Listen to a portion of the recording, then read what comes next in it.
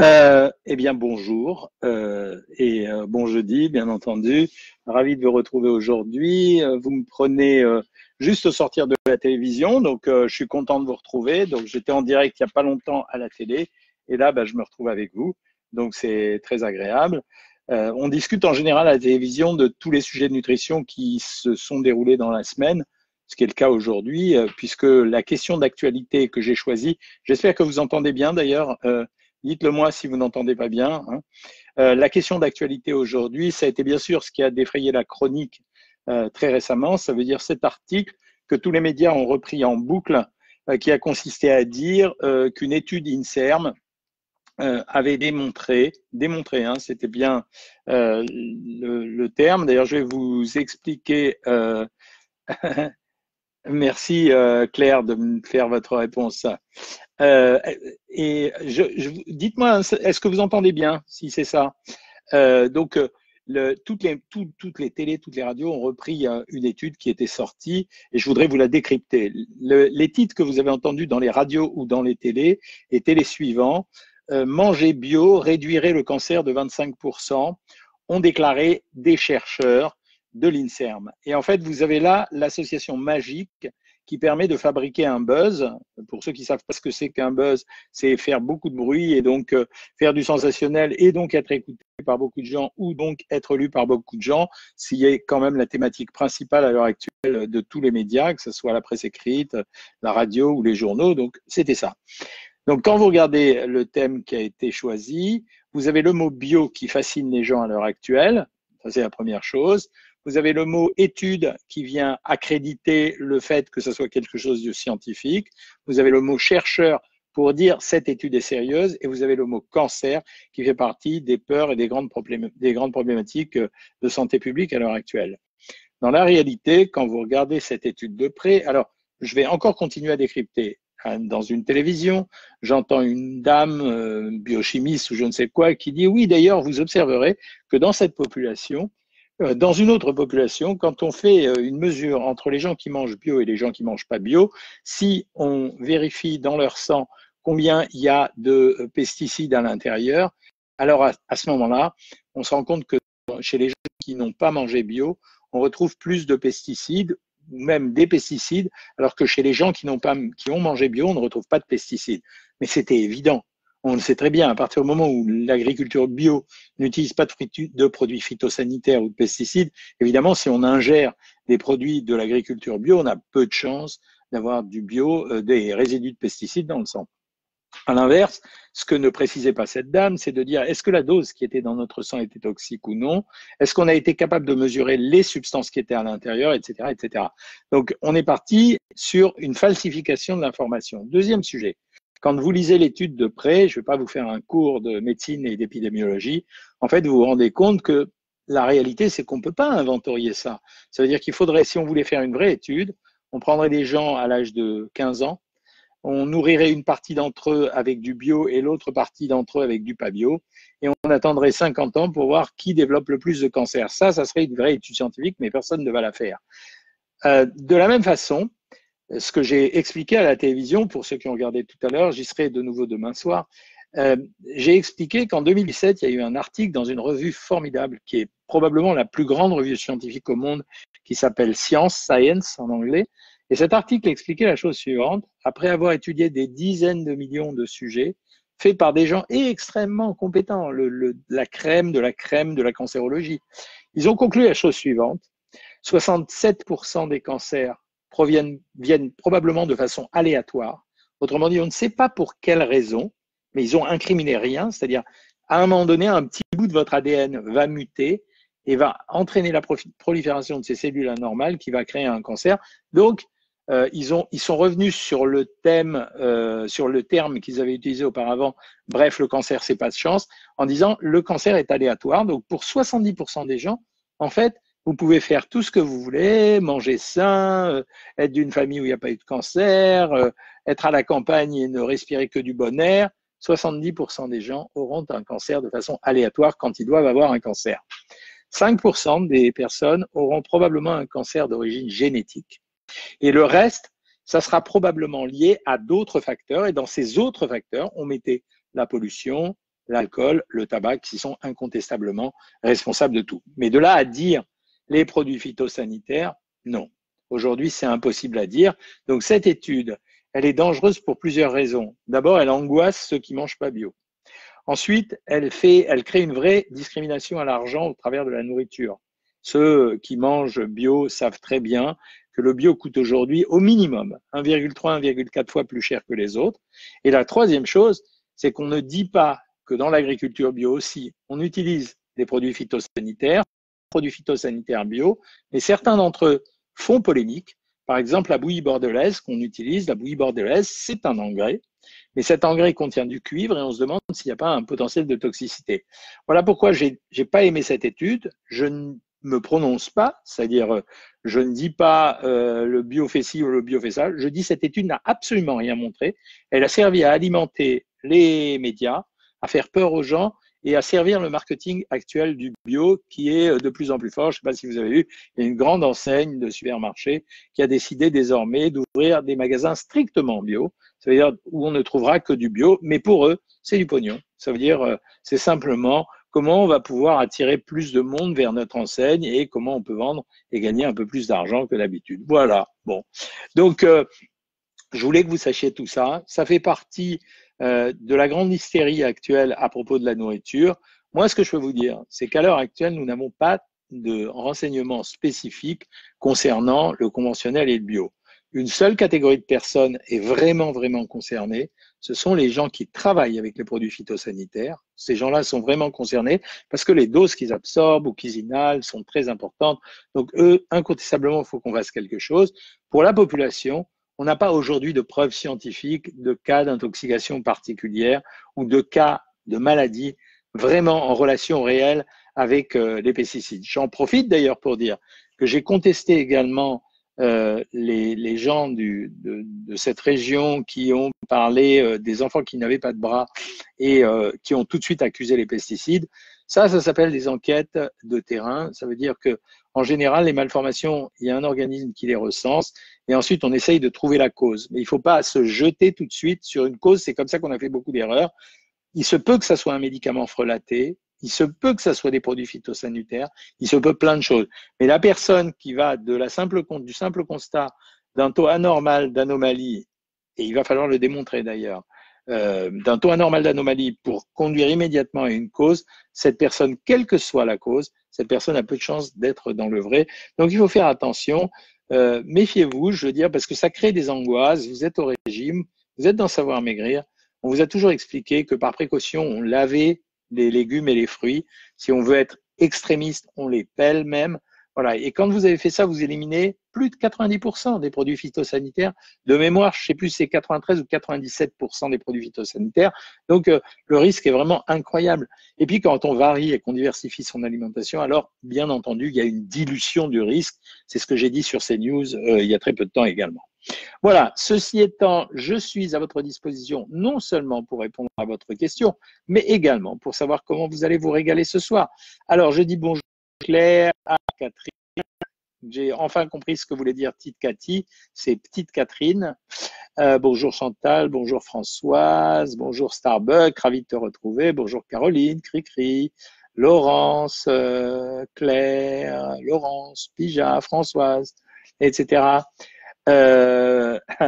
Bonsoir Nicole, bonsoir Delphine. Alors, Marie Desmaillots me dit, et donc on aborde le chapitre qui vous intéresse aussi.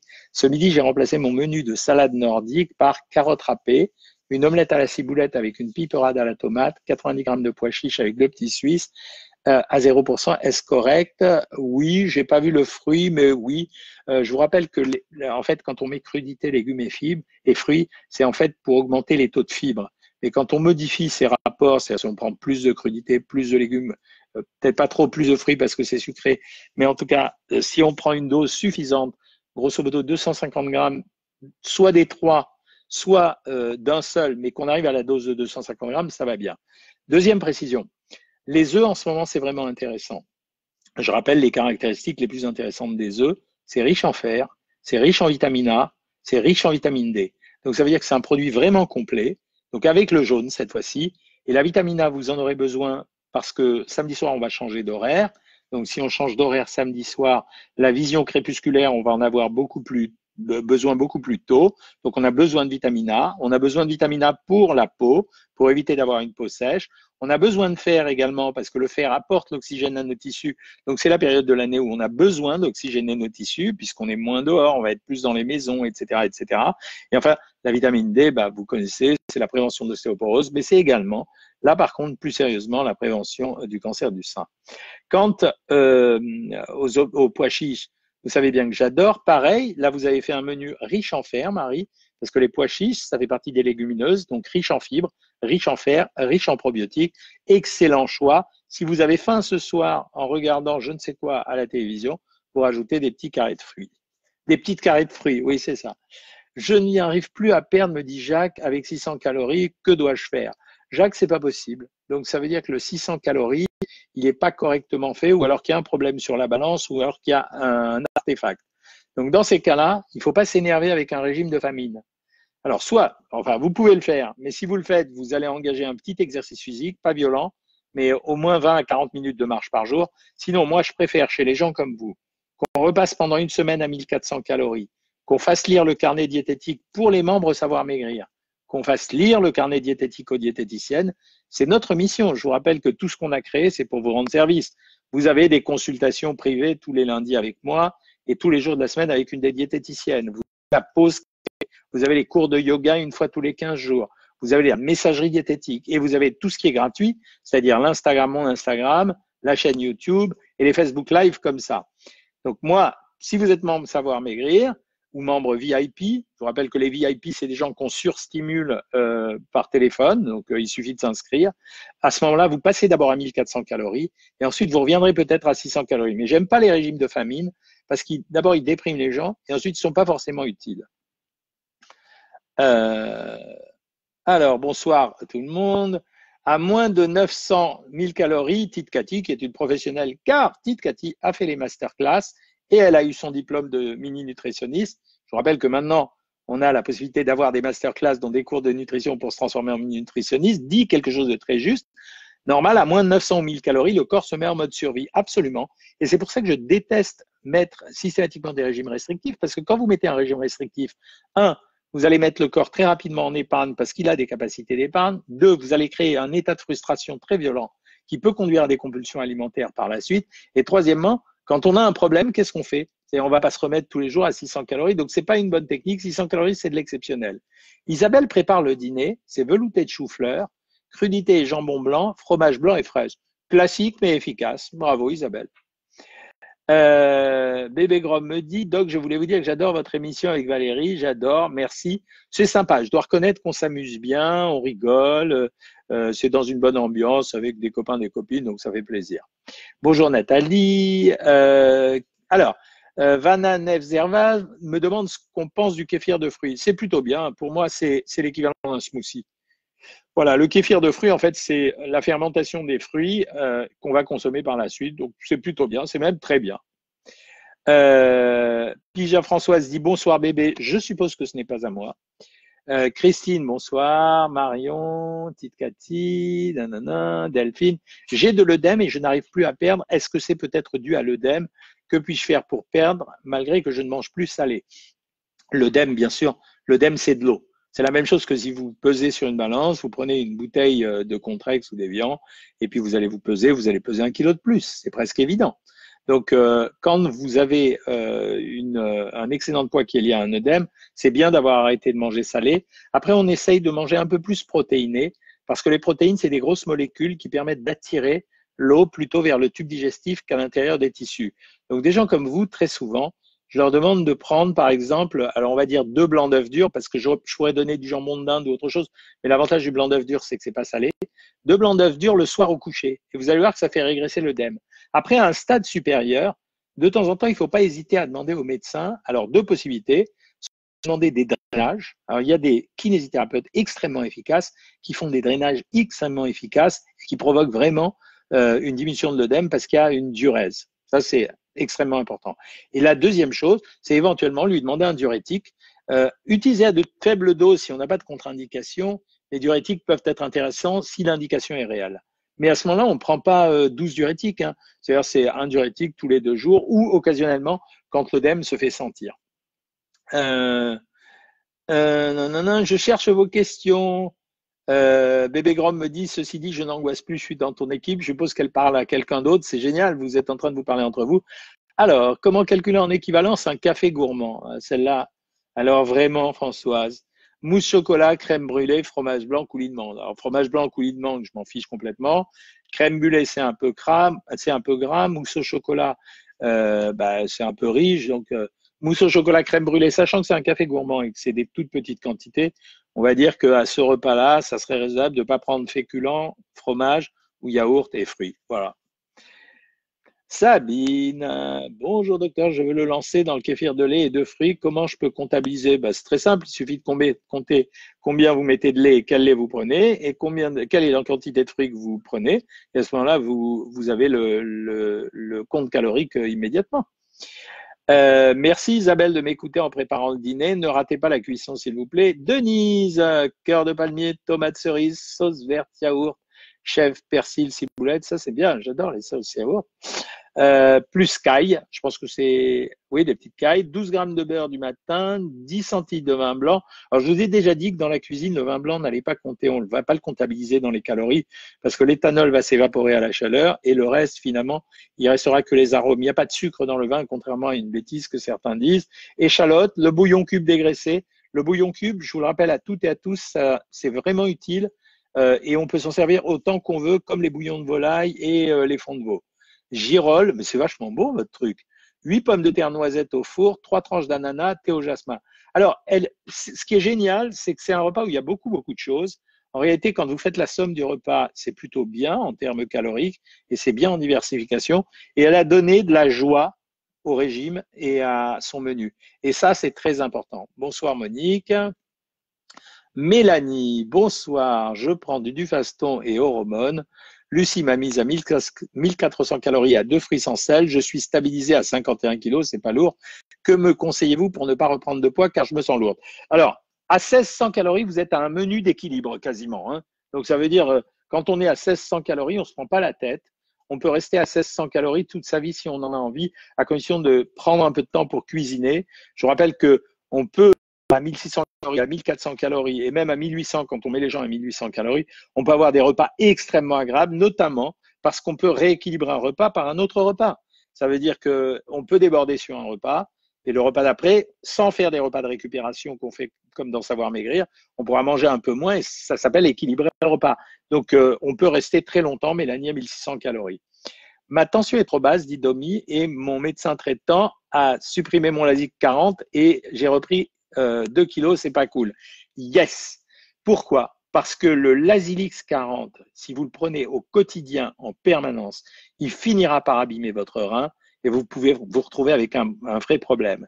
Si vous avez repris 2 kilos, c'est que dans la perte de poids, il y avait 2 kilos qui n'étaient que de la flotte. Et comme ce n'était que de la flotte, vous n'avez repris que de la flotte. Donc ce n'est pas de la graisse, donc vos mensurations n'ont pas changé, votre silhouette n'a pas changé et c'est votre balance qui vous fait peur. Donc Domi, à partir d'aujourd'hui, c'est le poids d'aujourd'hui qui compte pour recomptabiliser la perte de poids.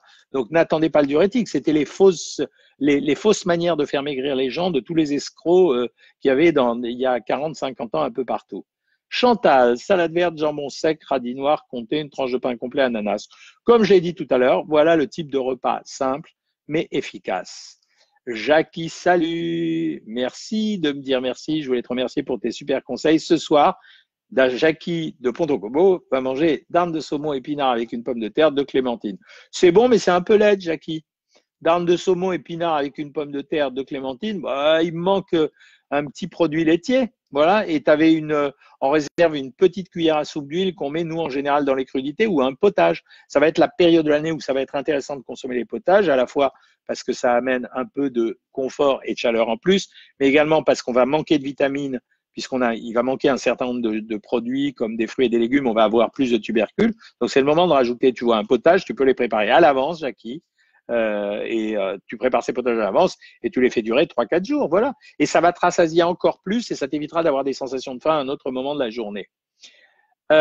Tite Cathy me dit, mon fils, 26 ans, mange 10 œufs par semaine, est-ce trop? Non, parce que auparavant, on avait stigmatisé les œufs. On était très inquiet pour le cholestérol et on disait ne mangez pas beaucoup d'œufs par semaine parce que ça fera monter le cholestérol. Puis il y a eu une étude, mais une vraie, qui a montré que le profil lipidique entre les gens qui mangeaient 2 œufs par jour et d'autres 2 œufs par semaine était le même. Donc pourquoi? Alors je vous donne l'explication parce que c'est pas commenté auparavant. C'est parce que les gens qui mangent beaucoup d'œufs sont des gens qui ne vont pas manger d'autre chose.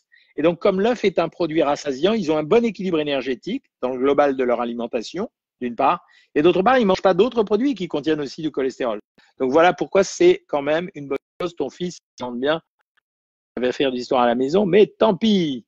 Starbucks, ce soir, salade de tomates, concombre, vinaigrette, légumes, sauce, tomate, marjolaine et blanc de dinde, tous en matière grasse, 30 grammes de pain, mini babybel, une pomme. Voilà, comme tout à l'heure, simple mais efficace. Il ne faut pas non plus faire que de la cuisine, hein, je le sais. Ça veut dire si vous avez de faire que de la cuisine, vous allez devenir à moitié folle et vous ne le ferez pas longtemps. Donc ça veut dire qu'il faut alterner. De temps en temps, il faut vraiment se fatiguer 4-5 fois par semaine à faire de la vraie cuisine. Et puis de temps en temps, il faut aller vers des formules simples, genre les crudités, les 2 tranches de jambon, l'assiette de légumes qu'on avait gardé de la veille, le yaourt et le fruit. Voilà. Il ne faut pas avoir peur de faire ça, hein. C'est quand même bien. D'ailleurs, Francine, elle a fait 120 grammes de saumon citron thym au four, 100 grammes de riz complet, endive raisin, un yaourt blanc, une clémentine, 10 grammes de chocolat noir. J'adore les 10 grammes de chocolat noir. Ben voilà, c'est le même système avec le petit chocolat que vous avez dû récupérer probablement dans ce qu'on a mis dans Savoir Maigrir, les équivalences plaisir, ce qui vous permet d'avoir du chocolat de temps en temps. Sonia a pris un sandwich au déjeuner, mais pour le dîner, elle a plus faim.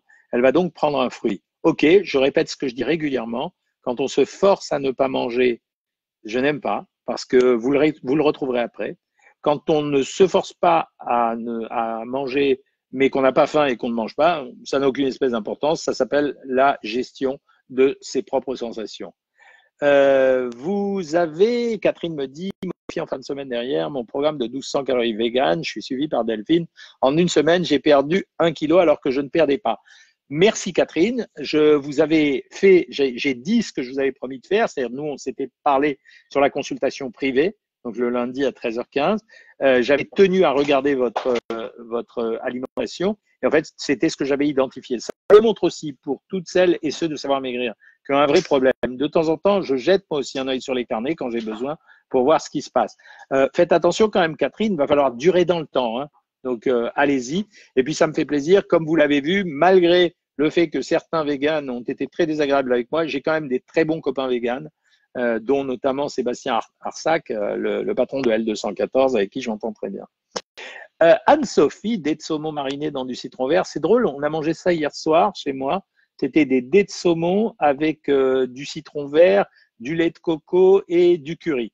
Et c'était très très bon. Donc je me suis régalé avec un riz complet qui était très très bon. Pousse germée, quinoa rouge, concombre, ouais, c'est bon. Spaghetti de carottes, ouais, yes. Pousse de soja, un yaourt, compote de pommes sans sucre ajouté, excellent. La compote de pommes, je dois vous dire que vous pouvez vous en servir comme d'un sucre. Pourquoi? Parce que quand vous prenez dans les régimes, souvent je mets un yaourt et un fruit. En réalité, c'est vrai que le yaourt sans sucre et sans édulcorant, puisqu'en ce moment on essaye de les virer un peu, le yaourt sans sucre c'est moins agréable. Vous prenez ce mélange faisselle ou fromage blanc ou yaourt et que vous ajoutez la compote ou vous la mélangez ou vous la mangez une cuillère de l'un, une cuillère de l'autre, vous allez récupérer le goût sucré et c'est pas si mal que ça, hein. Voilà, pour perdre 10 kilos, combien de mois faut-il? Scander, non, on compte pas en mois pour 10 kilos. Là, on peut taper la frime, tous les membres Savoir Maigrir et moi, non, on ne compte pas en années, hein. Combien de mois pour perdre 10 kilos? 10 kilos, en principe, au pire du pire, c'est 5 mois. Et au mieux du mieux, c'est 2 mois, quoi. Voilà. Donc, mais ça, c'est facile, quoi. 10 kilos, ça dépend. Surtout 10 kilos, quoi. C'est une perte de poids facile. Je vais m'inscrire pour faire la masterclass. Je suis intéressé. Alors, franchement, c'est la première fois où il y a eu 0 critique. Mais alors, même des gens qui m'aiment bien, personne, il n'y a pas eu de remarques en me disant t'aurais dû faire ci, t'aurais dû faire ça. C'est la première fois. Il y a déjà plus de 5000 personnes qui ont regardé ces masterclass.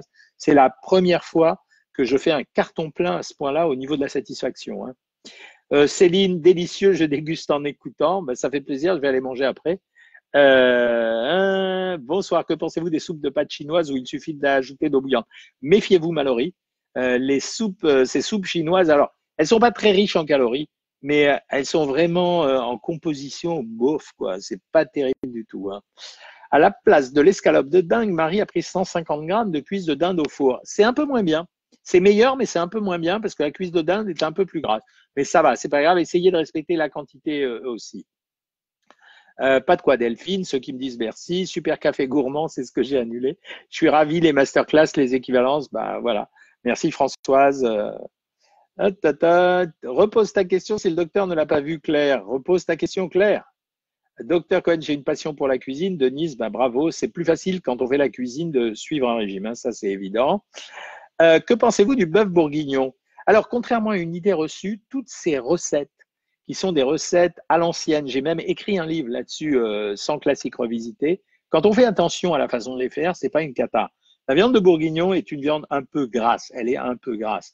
Mais quand vous la faites mijoter dans un bouillon de légumes, que vous ne rajoutez pas de crème fraîche, que vous mettez du vin qui va s'évaporer à la cuisson, et que vous mettez un peu de farine pour l'allier, mais encore mieux, vous mettez un fond de veau, comme ça vous évitez la farine, ça reste quand même un plat tout à fait régulier. Donc, et il suffit simplement, avec le bœuf bourguignon, de ne pas saucer avec du pain et de prendre une ou deux pommes de terre pour mettre à l'intérieur. Et ça fait un plat complet. Si vous respectez les quantités, c'est pareil.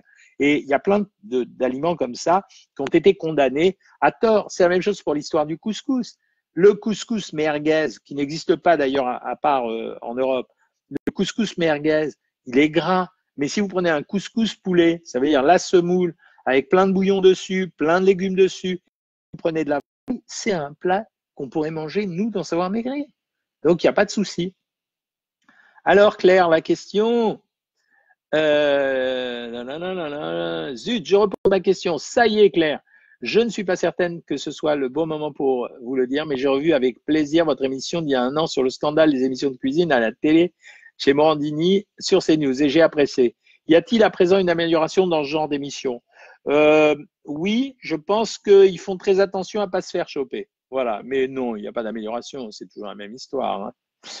Hein. Voilà, bah Irène, bien sûr, merci pour les conseils après 10 jours compliqués, visite des enfants en appliquant vos conseils plus de 100 grammes, mais reprise du programme sans difficulté et plaisir. Voilà, c'est un problème d'ajustement. Alors, les amis, il est 20h presque 30, je vais aller dîner. Je réponds à la question de Caroline. Que pensez-vous des perles du Japon? Est-ce considéré comme des féculents? Oui, absolument. Donc, j'aime pas trop ça. J'en profite pour vous remercier car grâce à votre programme, j'ai atteint mon objectif de poids, perte de 34 kilos. C'est vraiment génial. Vous auriez dû vous inscrire pour venir me rencontrer quand on fait les rencontres Savoir Maigrir. Hein. Est-ce que les œufs crus, allez encore, Akram, est-ce que les œufs crus ne sont pas dangereux pour la santé? Bah, ça dépend de la conservation. S'ils ont été mal conservés, oui. C'est un milieu favori pour le développement des microbes. Hein. Tite Cathy, remplacer la pâte à pizza par une galette de blé à tortillas pour faire les pizzas. Oui, si tu veux. Oui, c'est malin. C'est une façon de diminuer la valeur calorique. Hein. Que puis-je prendre pour éviter les petits encarts sucrés, surtout après les repas? Des petits quartiers de fruits qu'on laisse traîner sur la table et on s'en sert de temps en temps. Les amis, il y aura un autre live la semaine prochaine, soit le mercredi soir, soit le jeudi soir, vérifiez sur le site, sur le blog. Deuxièmement, pour mes amis Savoir Maigrir, les membres VIP, on se retrouve lundi comme d'habitude à 13h15. Je vais aller dîner. Je pense que ce soir, nous allons manger des huîtres. Donc, ça fait repas de fruits de mer. Vous voyez, je vais éviter le pain. Je ne mangerai pas de beurre sur le pain. Je ne mangerai pas de mayonnaise si jamais il y a un petit poisson qui traîne à droite à gauche. Je vais essayer de manger que des huîtres. Je vous embrasse toutes et tous. Demain, vous pouvez me retrouver sur C8 à partir de 17h40. Et je vous souhaite une très, très bonne soirée. Salut les amis.